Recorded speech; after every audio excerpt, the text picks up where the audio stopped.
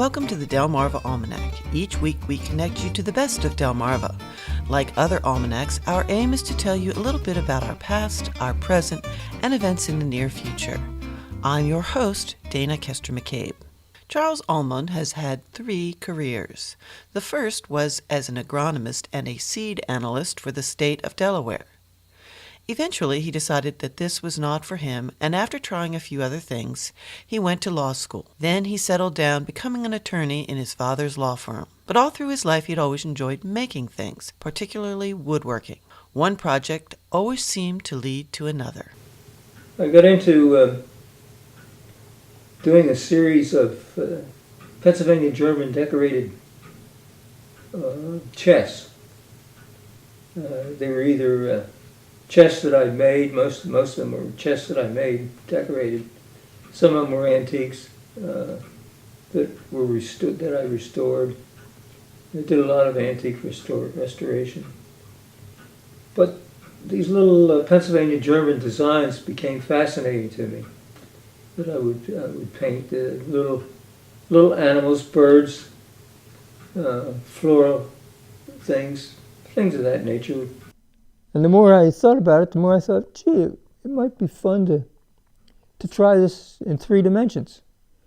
So I took some of these little birds and started to carve them in wood, and then that worked pretty well. And I started then to stylize them like Pennsylvania German style art. So I had a great many of these things that I was turning out that would be painted. It would be primitive kind of things, not certainly anything academically correct as far as art went. And then I started to carve other things that weren't limited just Pennsylvania German, and birds without fancy painting, but just natural finish. All this time, Charles had been working just in wood, but he became interested in carving stone. So he approached another sculptor he knew to find out how to do this. She told him that if he could carve wood, he could carve stone.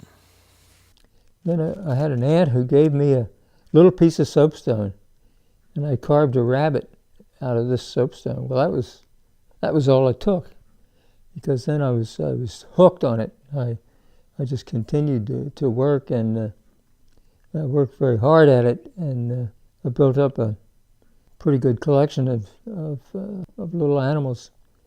So then I started to think about where it was going and whether I was good enough to exhibit and maybe try to sell some of these. And so that's what I started to do. I got into some local exhibitions with my artwork, and people seemed to appreciate it. But on the other hand, I knew that I was going to have trouble because people knew me as a lawyer. And lawyers are not known for having manual dexterity or creative talent when it comes to art. So, of course, and then in the meantime, my father died. He and I practiced law together for many years, and I was 51, so at age 52, I started this whole business of creating art. It seemed that the practice of law was interfering with my artwork. So I tried taking some extra days during the week. It just didn't work, because your clients have first claim on your time. Eventually, the desire to make art and some health issues overruled his work in the law, and so he retired from it. Once he was on the mend, he began his 3rd career as a full-time artist.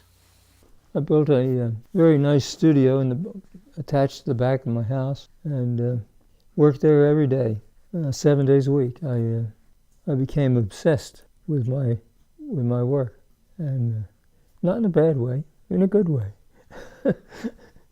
So that's what I did. I've had some success with it. Charles is a past president of the Society of Animal Artists. His sculptures have been exhibited in more than 100 museums in the United States, Canada, and Sweden. And he has a prestigious resume of honors and awards from the Society of Animal Artists, the Salmagundi Club, Audubon Artists, and the Rehoboth Art League. When Charles began to seriously take up his art, he considered returning to the university to study. But he received some good advice against this. He decided at his stage of development as an artist, academia would just interfere with the good things already going on in his work. So he continued on his own, and he had no shortage of inspiration. So it just seemed to work out that I might have an idea that I was working on. I might have a single piece I'm working on. That would lead to something else. Or I might think of a half a dozen things all at once and then have to work at consecutively to turn them out. I didn't just make animals for the sake of making animals. I did that because I liked to design challenges. My work became very interpretive, sometimes even impressionistic. And that was okay because I never wanted to do strictly realistic pieces. I don't count feathers. I don't go into great detail like that. It's worked out. I established my own style, and that's what I've pretty well stuck with. Charles says that he enjoys circular designs that have an interplay between symmetry and asymmetry. His agricultural background comes out in this approach. If you've ever dissected a seed, you can see these elements. When you look at his sculpture, you definitely see seed-like characteristics. I've said from time to time in artist statements, when they've asked for a statement, that I liked the idea of turning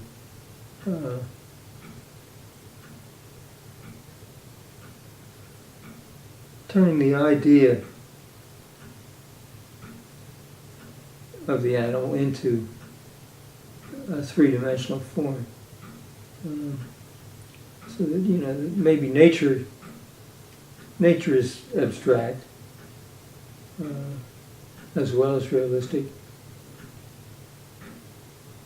And so if I can turn the idea of nature into some type of three-dimensional reality, I like to do that.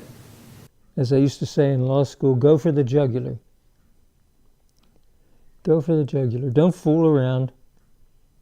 So that's what I do. I try to eliminate everything that I can and keep the essentials. You can see Charles' work in the permanent collection of the Biggs Museum of American Art in Dover and at the Hardcastle Gallery in Newark, Delaware, where he is participating in their wildlife show for the rest of this month. Well, that's all for this edition of the Delmarva Almanac. We'd like to thank our community partners, the Friends of Delmarva Public Radio, the Community Foundation of the Eastern Shore, and underwriters, eatdrinkbuyart.com, for their help in bringing this program to you, our audience. Our theme music was provided by Brightside Studio. This show has been a Moonshell production.